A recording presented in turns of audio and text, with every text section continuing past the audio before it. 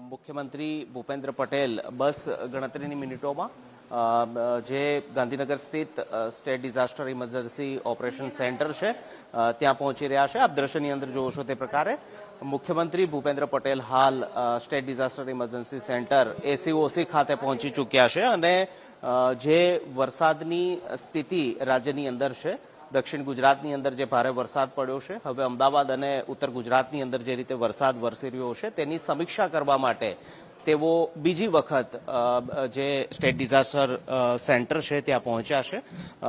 મહેસૂલ વિભાગ અને રાહત કમિશનર સહિતના અધિકારીઓ પણ આ બેઠકની અંદર ઉપસ્થિત રહેશે અને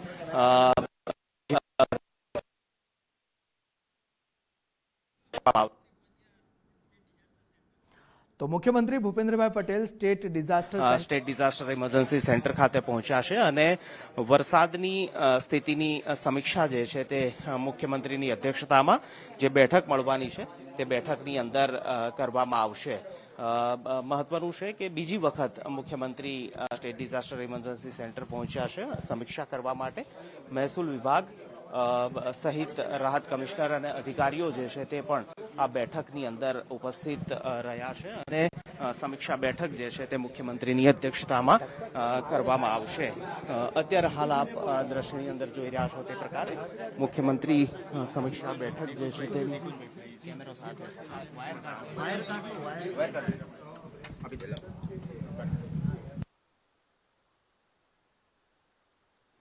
તો મુખ્યમંત્રી ભૂપેન્દ્રભાઈ પટેલ અત્યારે સ્ટેટ ડિઝાસ્ટર સેન્ટર પહોંચી ગયા છે, જેના લાઈવ દ્રશ્યો અમે આપને બતાવી રહ્યા છીએ।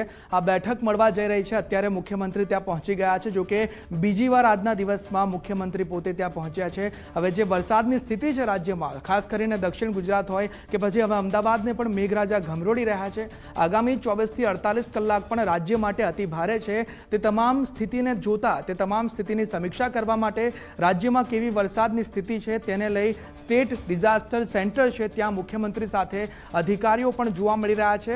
એક સમીક્ષા કરવામાં આવશે। આ બેઠક મળવા જઈ રહી છે। આ બીજી વાર આજના દિવસમાં મુખ્યમંત્રી અહીં પહોંચ્યા છે અને બીજી વાર આ બેઠક કરવામાં આવી રહી છે, જેમાં એ સમીક્ષા કરવામાં આવશે। કોઈ સ્થિતિને લઈ એક ડિસિઝન કોઈ લેવામાં આવશે। દક્ષિણ ગુજરાતની જે વરસાદી સ્થિતિ છે, સાથે સાથે મધ્ય ગુજરાત હોય કે પછી આ બાજુ ઉત્તર ગુજરાતમાં પણ ધીમે ધીમે વરસાદી માહોલ જામ્યો છે। ખાસ કરીને દક્ષિણ ગુજરાતમાં વલસાડ કે જ્યાં 12 ઇંચ કરતાં પણ વધુ વરસાદ નોંધાયો છે, 40 ઇંચ સુધી વરસાદ પહોંચ્યો છે, તેને લઈ આ સમીક્ષા બેઠક કરવામાં આવી રહી છે। કલેક્ટર અધિકારીઓ સાથે મુખ્યમંત્રી ભૂપેન્દ્રભાઈ પટેલની વાતચીત અગાઉ પણ થઈ હતી, અગાઉ પણ એક બેઠક મળી હતી। ફરી એકવાર અત્યારના લાઈવ દ્રશ્યો અમે આપને ગુજરાત ફર્સ્ટની સ્ક્રીન પર બતાવી રહ્યા છીએ કે મુખ્યમંત્રી હાલ ત્યાં પહોંચી ગયા છે। તમામ વિભાગના અધિકારીઓ ત્યાં હાજર છે, મહેસૂલ વિભાગ હોય કે પછી બીજા જે અધિકારીઓ છે ત્યાં હાજર છે। ત્યાં સમીક્ષા બેઠક કરવામાં આવશે। તમામ જે અધિકારીઓ છે તેમની સાથે વાતચીત કરીને સ્થિતિનો તાગ મેળવવામાં આવશે। હાલ વરસાદની કેવી સ્થિતિ છે, ક્યાં કેટલો વરસાદ છે, હજુ આગામી 24 થી 48 કલાક પણ રાજ્ય માટે અતિ ભારે છે। ખાસ કરીને દક્ષિણ ગુજરાત હોય કે પછી અમદાવાદ હોય, આજની રાત પણ અતિ ભારે છે। અમદાવાદ માટે પણ રેડ એલર્ટ આજની રાતમાં તેની સમીક્ષા કરવા માટે હાલ સ્ટેટ ડિઝાસ્ટર ઇમરજન્સી સેન્ટર ખાતે પહોંચ્યા છે અને જે પ્રકારે પાછલા કલાકો દરમિયાન દક્ષિણ ગુજરાત સહિતના વિસ્તારોમાં જે વરસાદ વરસ્યો છે અને હજી પણ હવામાન વિભાગનું જે ફોરકાસ્ટ છે તે પ્રકારે દક્ષિણ ગુજરાત અને અમદાવાદ સહિતના જે વિસ્તારો છે, ઉત્તર ગુજરાત, મધ્ય ગુજરાત સહિતના વિસ્તારો, જેની અંદર હેવી ટુ હેવી રેનફોલની જે આગાહી છે તે વ્યક્ત કરવામાં આવી છે અને તેને લઈને મોડી રાત્રે મુખ્યમંત્રી અધિકારીઓ સાથે સમીક્ષા કરી રહ્યા છે।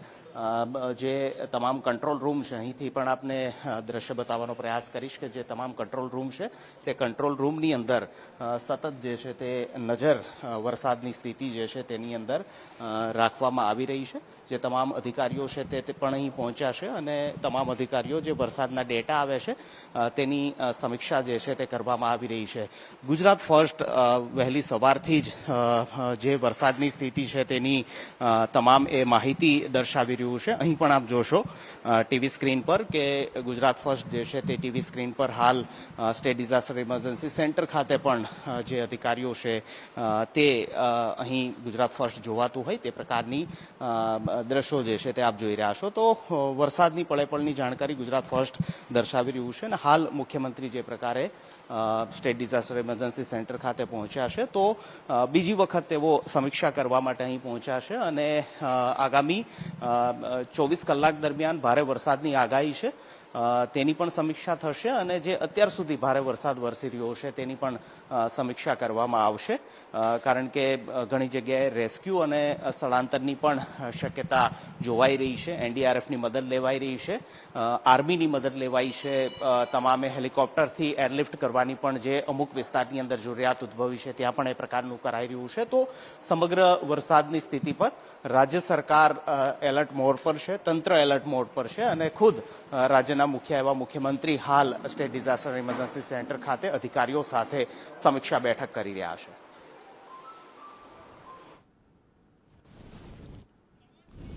તો રાજ્યમાં ભારે વરસાદની સ્થિતિની સમીક્ષા કરવામાં આવી રહી છે. બીજી વાર આ બેઠક મળવા જઈ રહી છે. દક્ષિણ ગુજરાત હોય કે પછી મધ્ય ગુજરાત હોય, વરસાદે જે મેઘરાજા ધબધબાટી બોલાવી રહ્યા છે તેને લઈ જે વરસાદી સ્થિતિ છે તેને લઈ આ બેઠકમાં સમીક્ષા કરવામાં આવશે. તમામ અધિકારીઓ પણ આ બેઠકમાં હાજર છે.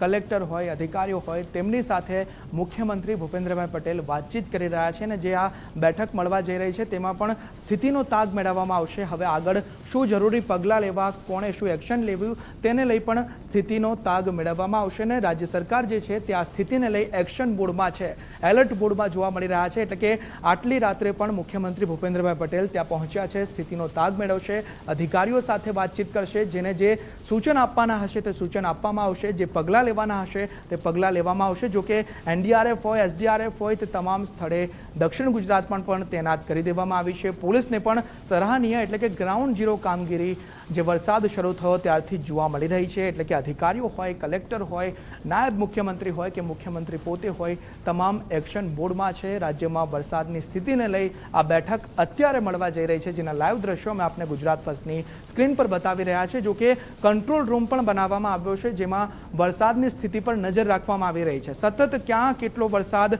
રાજ્યમાં, કયા જિલ્લામાં કેટલો વરસાદ, કયા તાલુકામાં કેટલો વરસાદ તેના આંકડા પણ સતત અપડેટ થઈ રહ્યા છે.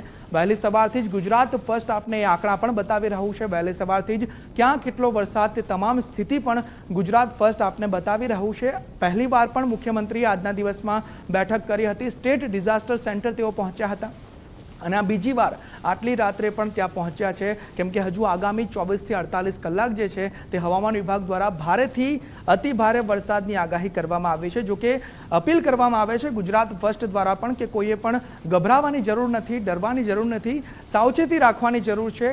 જરૂર પડીએ જ બહાર નીકળવું, કામ વગર બહાર ન નીકળવું, કેમ કે અમદાવાદ માટે પણ આજે રાત્રે ભારે વરસાદની આગાહી છે.